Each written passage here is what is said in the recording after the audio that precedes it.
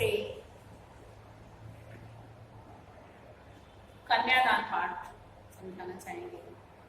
बीच के जो और भी पाठ हैं वो अब आपके सिलेबस से हटा दिए गए हैं।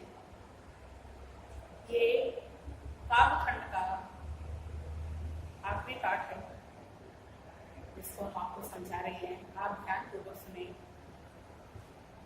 आज हम आपको कन्यादान पाठ के लेखक या कवि हैं उनके जीवन के से परिचित करवाना चाहेंगे। कन्यादान पाठ के कवि हैं ऋतुराज। उन्होंने किस किस तरह की कविताएं लिखी हैं, उनके जीवन के परिचय के बारे में आप सुनिए।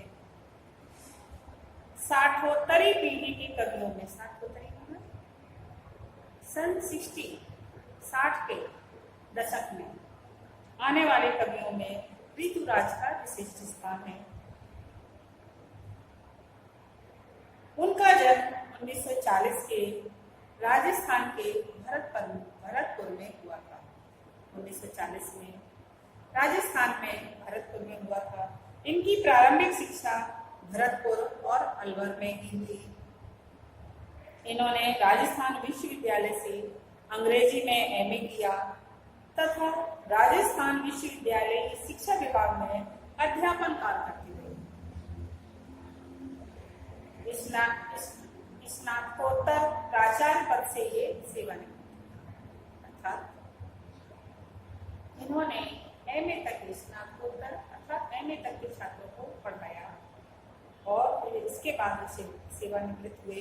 लगभग 5 वर्षों तक ये चीन में रेडियो की सेवा में चीन में जाकर के उन्होंने 5 वर्षों तक सेवा की और वो भी रेडियो के माध्यम से, आकाशवाणी के माध्यम से। वर्तमान में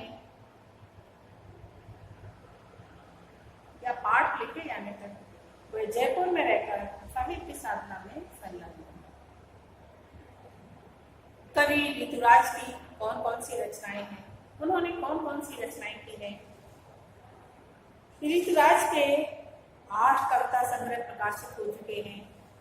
इनमें प्रमुख है मैं अंगारिस, मरणाधर और अन्य, सूरज निरत, लीला मुखारबिंद, नहीं प्रबोध चंद्रोदय, आशा नाम नदी।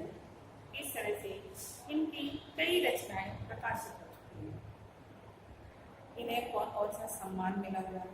ऋतुराज को सोमदत्त, परमिल सम्मान, मीरा पुरस्कार, पहल सम्मान तथा बिहारी पुरस्कार प्राप्त। इन सम्मानों से उन्हें सम्मानित किया गया है। इनकी रचनाओं के हम नाम लिखे दे रहे हैं। मैं अंग्रेज,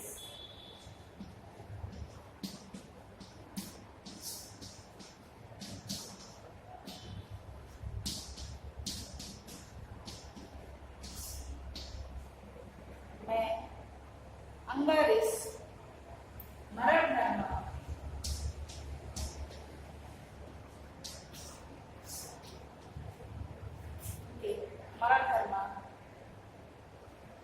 मरणधर्मा,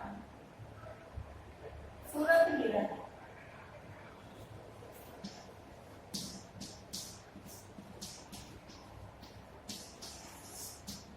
इनकी रचना है। लीला मुखारबिंद,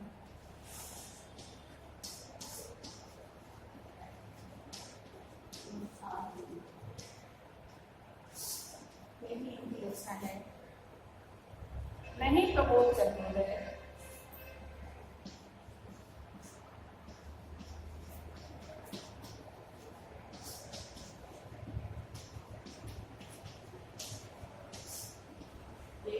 रचना है। और आशा नाम,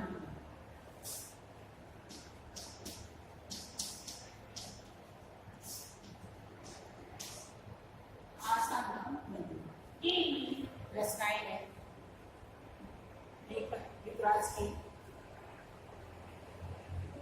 इन्हें कौन कौन सा सम्मान प्राप्त हुआ?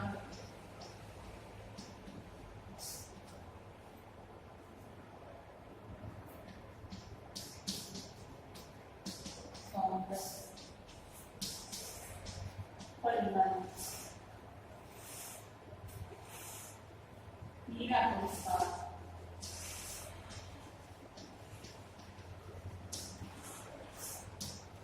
मीरा पुरस्कार और पहल सम्मान,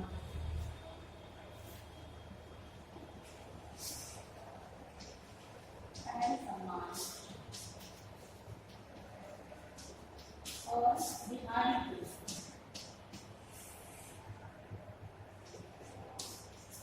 इस तरह से इन्हें सम्मानित किया गया है।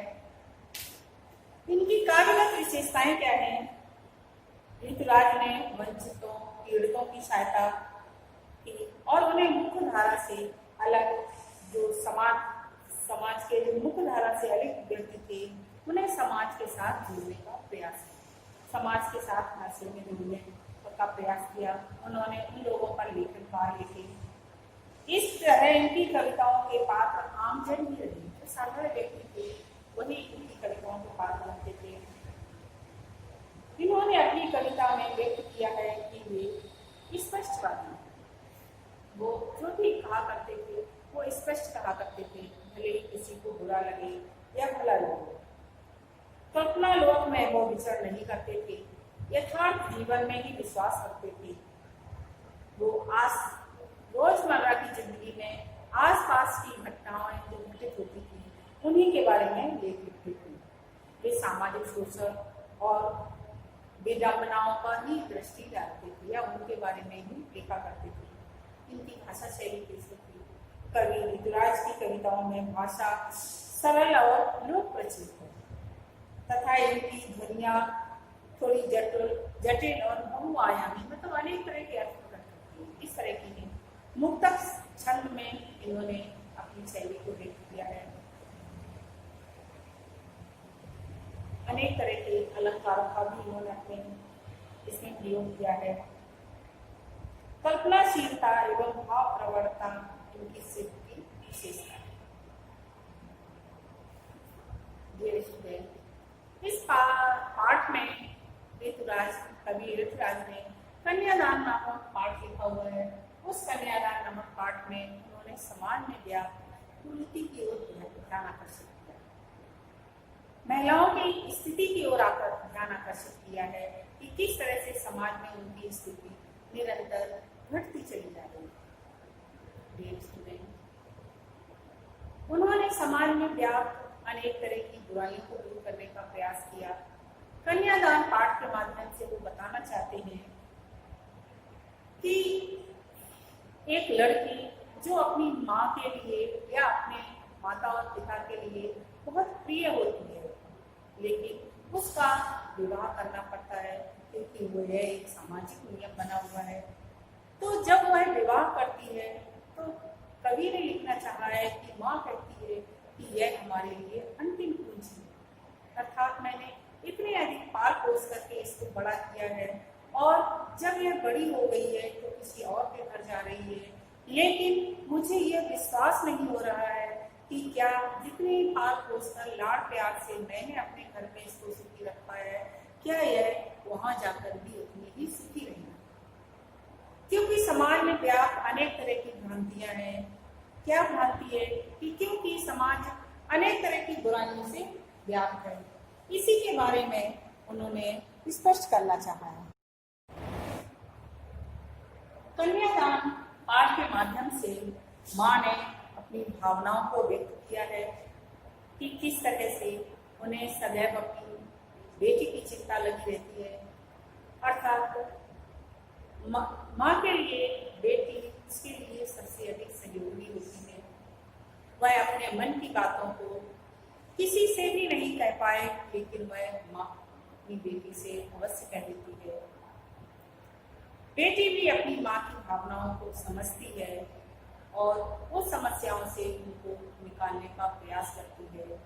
लेकिन माँ जब लड़की का विवाह होता है तो उस समय वह अपनी बेटी को समझाते हुए किन किन समस्याओं की ओर इशारा करती है कि तुम सदैव अपने आप को इन गहनों में या इन समाज के जो बहुत सारे प्रलोभन है, इनमें मत फंसाना। ये सुंदर सुंदर कपड़े, ये सुंदर सुंदर से गहने जो तुम्हें बहुत अच्छे प्रतीत हो रहे हैं, इनके पीछे बहुत बड़ा बंधन है।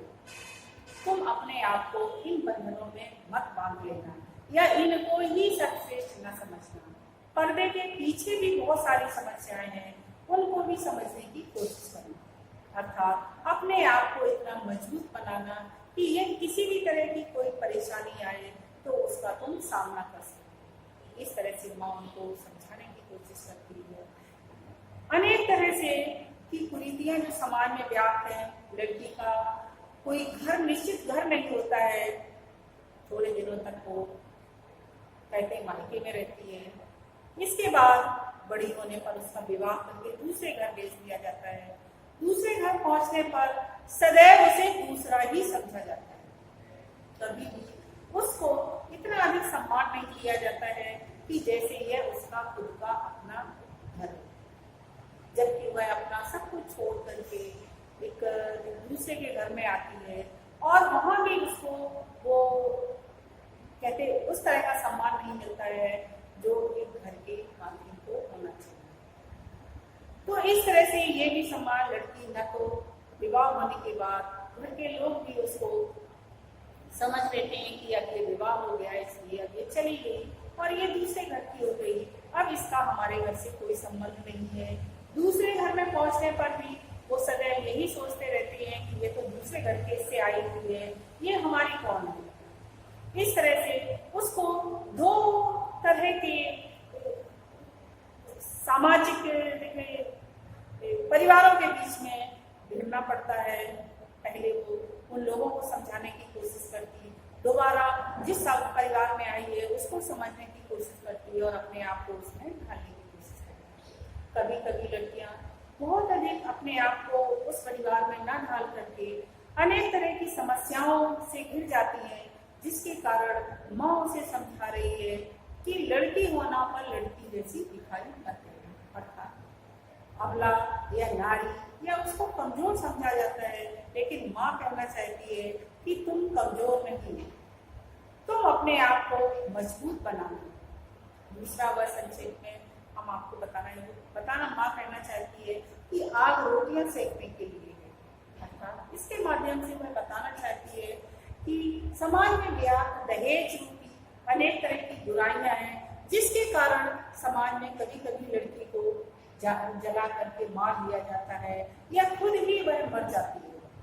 तो माँ उस ओर भी उसको इंगित कर रही है कि तुम कभी भी रहना उस आग का उपयोग सिर्फ रोटियां सेकने के लिए ही करना, ना कि अपने आप को नष्ट करने के लिए। इस तरह से समाज में व्याप्त कुरीतियों की ओर रहना कवि ने अपना ध्यान आकर्षित किया।